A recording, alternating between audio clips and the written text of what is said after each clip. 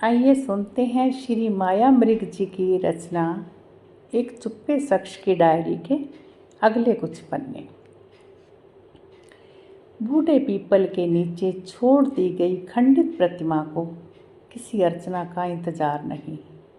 दिवाल्य एक स्मृति भर है जिसे छोड़ने से पहले छोड़ना पड़ा आराध्य होने का दम। दुर्बल आस्थाएं मंगला आरती के बाद पर दक्षिणा तक आते आते दम तोड़ गई। नींद नहीं तोड़ते अब घड़ियाली टन के, पुजारी नहीं लेकर आते श्रृंगार दान। पीली पत्तियां ढक लेती है खंडित अंग, अनुभव से जानता है पीपल। आरती के बाद उठा करते हैं आर्त स्वर। नियम से आने वाले चर्चा करना नहीं भूलते। कितनी चमकती थी उस प्रतिमा की नीलम आंखें। लिखत वह नहीं थी जिसे माथे की लकीरों में पढ़ा तुमने एक उम्र तक। वह थी जो अनपढ़ी रही माथे पर, लगभग स्थायी हो गई सलवटों के बीच। बहस की भाषा अलग थी और निर्णयों की अलग। तुम्हारे निर्णय को सिर्फ स्वीकारना नहीं था, अपना कहकर सजा लेना था माथे पर गर्व की तरह। तुम नहीं जान पाए, गर्व पिघलता है तो बहुत फिसलन होती है, और उम्र को फिसलने में देरी कहाँ लगती है। दूरियां एक बहाना है, कितने सारे बहाने थे तुमसे मिलने ना आ पाने के।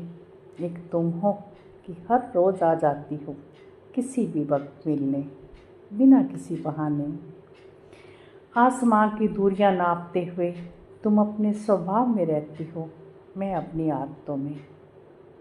हर कोने को बुहार कर झाड़ कर धूल निकाल देने वाली माँ, तुम्हारी तस्वीर से धूल झाड़ने को टालने के लिए भी बहाने ढूंढता रहा हूँ मैं।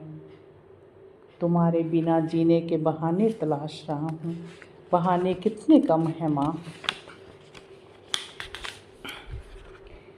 बचाना जानती है माँ, बचा ही लेती है हर बार। तंगी के दिनों में बचाती रही थोड़े से पैसे मेरी ज़रूरतों के लिए। मेरे स्कूल से लौटने तक बचाती रही चूल्हे में आँच और कटोरी भर सब्जी को ठंडा होने से। शीतला सप्तमी की ठंडी मीठी रोटियां दिनों तक, कि जब तक लौट नहीं आता मैं दफ्तर से, काम से दिल्ली गया हुआ। बचा ही लेती रही माँ घर को बाजार से, पिता के गुस्से से, भाइयों की नाराज़गी से और बहन की बढ़ती जा रही चुप्पी से।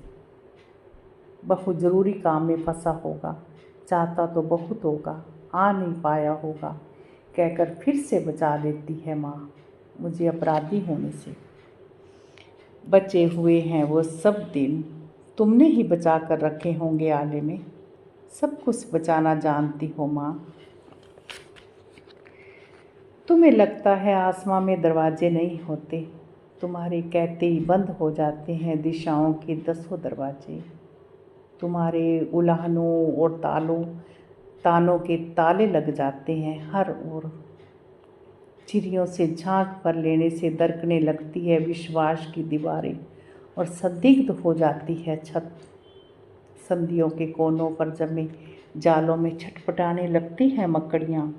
हर आहट हर दस्तक पर छिप जाती है हवा गहरी सांस में।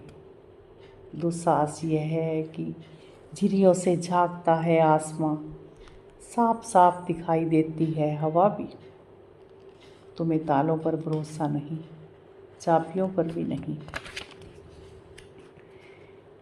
नींद पगडंडी है, टहलते हुए आ जाते थे तुम गांव तक, घर तक, जहाँ से आगे कोई रास्ता नहीं था। पगडंडियों तक आती थी, चली जाती थी शहर को जो सड़क, कि जिस पर आखिरी बार देखा तुम्हें दौड़ कर गए तुम पगडंडियों को रोकते हुए।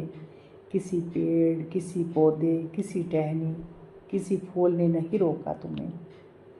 सड़क अब भी आती है, जाती भी है, पगडंडी घर तक पहुंचती है अब भी, और ये कि घर से आगे अब भी कोई रास्ता नहीं है। करवटें बदलने से पगडंडियाँ नहीं बदल जाती। टूटे हुए का क्या हिसाब रखना, टूटते हुए टूट जाना होता है धीरे धीरे, बस याद नहीं रहता किस पेड़ का कौन सा पत्ता कहाँ गिरा, हवाओं में कहाँ चला गया। बातें जो गई थी तुम्हारे वादों को ढूंढने लौटी नहीं। हर खड़खड़ाहट आने की हो ज़रूरी नहीं। हवा जाते हुए भी ऐसी ही आवाज़ करती है। बेचैनियों के लौट जाने और उदासियों के चहलकदमी करते आने की कोई आवाज़ नहीं होती। सब कुछ टूटने पर भी नहीं टूटती खामोशी, और एक डर नहीं टूटता टूट जाने का, सब कुछ टूट जाने के बाद भी। क्या अब भी सुनना चाहते हो तुम टूटने की आवाज़? तुम्हें लगता है वह होती होगी?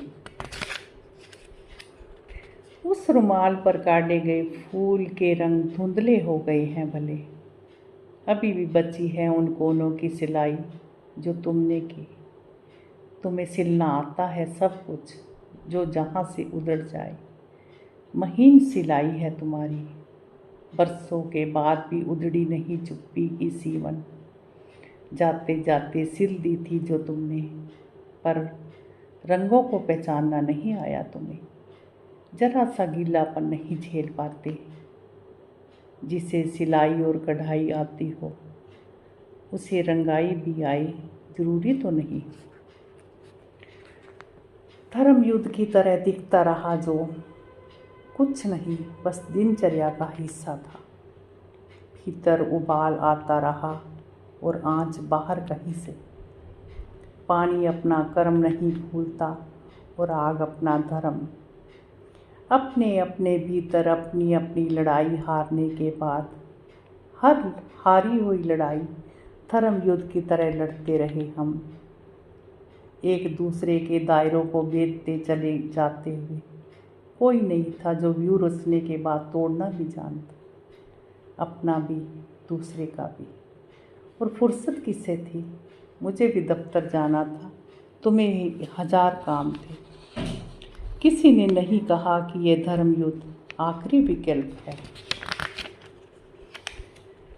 पकड़ के साथ ही तय हो जाता है छूटना, कि जैसे छूट गए थे आखिरी कुछ शब्द बात पूरी होने से पहले, जिन्हें मुड़ने से पहले नहीं सुन पाए तुम।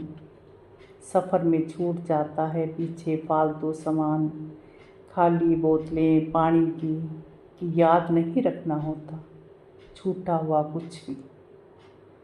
छूट ही गया था वह गमला कस कर थामे हुए हाथों से भी, कि जिसमें पहली बार उगा था लाल फूल, और वह सफ़ेद मनकों की माला जिसके मन के बिखर गए थे हाथ से छूटते ही। फ़कीर की झोली में रखे सफ़ेद पत्थर उसी माला के हैं, जिनसे तोड़ता है वह भीतर का महामौन, और छोड़ता चलता है चुप्पियाँ पीछे राह पर। पता नहीं क्या है वह जो तुम्हारे छोड़कर चले जाने के बाद भी नहीं छूटा।